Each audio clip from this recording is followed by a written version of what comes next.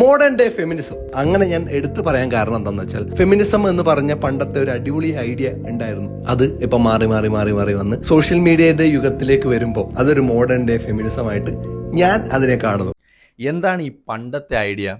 പണ്ടും ഇപ്പോഴും ഫെമിനിസം ഒരു കാര്യം തന്നെയാണ് ബ്രോ പറയുന്നത്. കാരണം ആണുങ്ങളെ വെറുക്കാനും ഇൻഡിപെൻഡന്റ് ആവാനും ഫുൾ എക്സ്പോസ് ചെയ്ത് ഫോട്ടോസ് ഇടാനും ലൈക്കിന് വേണ്ടി എന്ത് ചെയ്താലും എല്ലാവരും എന്നെ അംഗീകരിക്കണം എന്ന് പറയാനും അതുപോലെ കള്ളു കുടിക്കാനും സിഗരറ്റ് വലിക്കാനും ഒക്കെയാണ് ഇപ്പത്തെ സോ കോൾഡ് ഫ്രീഡം ഫൈറ്റേഴ്സ് ചെയ്യുന്ന ഒരു പരിപാടി. ഇനി അടുത്ത കാര്യങ്ങൾ, ആണുങ്ങളെ വെറുക്കുന്നത് ഫെമിനിസം ആണെന്നാണ് ബ്രോ കരുതുന്നതെങ്കിൽ ബ്രോ കണ്ടത് കുറച്ച് മിസ്ആൻഡർസ്റ്റാൻഡ് ആയിട്ടുള്ള ആൾക്കാരെയാണ്. ഇവരെ കണ്ടിട്ട് ബ്രോ ഫെമിനിസ്റ്റ് ആണെന്ന് ചിലപ്പോൾ തെറ്റിദ്ധരിച്ചതാവാനുള്ള ചാൻസസ് ഉണ്ട്.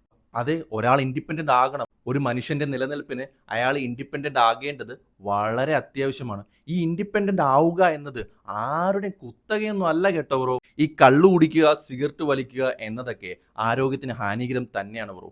പക്ഷേ അത് സ്ത്രീകൾക്ക് മാത്രമല്ല, പുരുഷന്മാർക്കും അങ്ങനെ തന്നെയാണ്. പക്ഷേ ആണുങ്ങൾ വലിക്കുമ്പോഴോ കുടിക്കുമ്പോഴോ ഇല്ലാത്ത കൺസേണും ട്രിഗറും സ്ത്രീകൾ വലിക്കുമ്പോഴോ കുടിക്കുമ്പോഴോ കാണുന്നുണ്ടെങ്കിൽ അത് വേറെ എന്തോ പ്രശ്നമാണ് കേട്ടോ ബ്രോ. പിന്നെ ബ്രോ, ഇതൊക്കെ ചെയ്യുന്നതിനെയും ഫ്രീഡം എന്ന് തന്നെയാണ് പറയുന്നത് കേട്ടോ. അതായത് ആണുങ്ങൾ എന്തോ നിങ്ങളെ കെട്ടിയിട്ട് എന്താ പറയാ മൃഗങ്ങളെ പോലെ ട്രീറ്റ് ചെയ്യുന്നിടത്ത് നിന്ന് വിട്ടുമാറണം, ഇൻഡിപെൻഡന്റ് ആവണം, കുറെ പൈസ ഉണ്ടാക്കി സ്വന്തമായിട്ട് ഒറ്റയ്ക്ക് ജീവിക്കണം, ഫാമിലി ലൈഫൊന്നും വേണ്ട, എനിക്ക് കുട്ടികളൊന്നും വേണ്ട എന്ന് പറഞ്ഞു നടക്കുന്ന ഒരു ഫെമിനിസ്റ്റ് ഗ്രൂപ്പിനെയാണ് ഞാൻ കൂടുതലും കണ്ടിട്ടുള്ളത്. അപ്പൊ മോഡേൺ ഡേ ഫെമിനിസ്റ്റിനെ കുറിച്ച് എന്റെ അഭിപ്രായം എന്താണെന്ന് വെച്ചാൽ അത് നമ്മളൊരു ഫാമിലി സ്ട്രക്ചറിനെയും റിലേഷൻഷിപ്പിനെയും തകർക്കുന്ന, കുട്ടികൾ വേണ്ട, ഫാമിലി വേണ്ട, സിംഗിളായിട്ട് ജീവിക്കണം എന്നൊക്കെ പറയുന്നത് സ്ത്രീകൾ മാത്രമാണെന്നാണ് ഈ ബ്രോ പറയുന്നത്. അല്ലെങ്കിൽ പുരുഷന്മാർ ചെയ്താൽ കുഴപ്പമില്ല, പക്ഷെ സ്ത്രീകൾ ചെയ്യരുതെന്നാകും.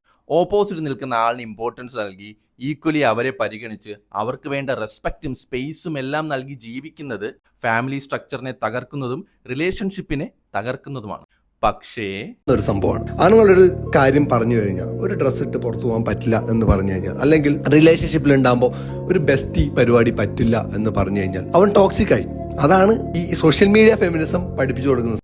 നിങ്ങളെ എല്ലാത്തിൽ നിന്നും റെസ്ട്രിക്ട് ചെയ്ത് അവൻ പറയുന്നത് മാത്രം കേട്ട് അവനെ മാത്രം അനുസരിച്ച് അവൻ്റെ അടിമയായി ജീവിക്കുന്നത് ഫാമിലി സ്ട്രക്ചറിനെയും റിലേഷൻഷിപ്പിനെയും ഉത്തേജിപ്പിക്കാൻ വേണ്ടിയാണെന്നാണ് ഈ ബ്രോ ചിന്തിച്ചു വച്ചിരിക്കുന്നതെന്ന് തോന്നുന്നു. ഇവർക്കൊക്കെ വേണ്ടത് പാർട്ണറല്ല, അടിമയാണെന്ന് തോന്നുന്നു. അപ്പോൾ അതൊക്കെ ചിന്തിക്കുക. നിങ്ങളുടെ ഫാമിലിയിലുള്ള മിസോജിനിസ്റ്റായ ആൾക്കാർ, ടോക്സിക് പാരന്റിങ്, ടോക്സിക് റിലേഷൻഷിപ്പ്, ഇതൊക്കെ സ്നേഹമാണെന്ന് കരുതുക. അല്ലാണ്ട് നിങ്ങൾ ഇഷ്ടപ്പെടുന്ന ഒരു അച്ഛനോ അല്ലെങ്കിൽ കസിൻസോ അല്ലെങ്കിൽ നിങ്ങളുടെ റിലേഷൻഷിപ്പ് പാർട്ട്നേഴ്സോ ഉണ്ടെങ്കിൽ അവര് ഒരിക്കലും ടോക്സിക് അല്ല. അവര് നിങ്ങൾ നല്ലതിന് വേണ്ടിയിട്ടാണ് കുറെ കാര്യങ്ങൾ പറഞ്ഞു തരുന്നത്. അതൊക്കെ ചിന്തിക്കുക. ഈ കൾട്ട് ഫോളോയിങ്ങിന്റെ ബാക്കിലെ അന്തം കുന്തും ഇല്ലാണ്ട് ഇങ്ങനെ പോകരുത്. നിങ്ങൾ ചിന്തിച്ചാൽ നിങ്ങൾക്ക് നല്ലൊരു ഭാവി ഉണ്ടാവും. ഇതൊക്കെ സഹിച്ച് സ്ത്രീകൾ ജീവിക്കുക. ഈ പറയുന്ന ഇൻഫ്ലുവൻസേഴ്സ് ആരും നിങ്ങളെ ഹെൽപ്പ് ചെയ്യാൻ വേണ്ടി വരില്ല. ഇതേ ഞങ്ങൾക്കും പറയാനുള്ളൂ.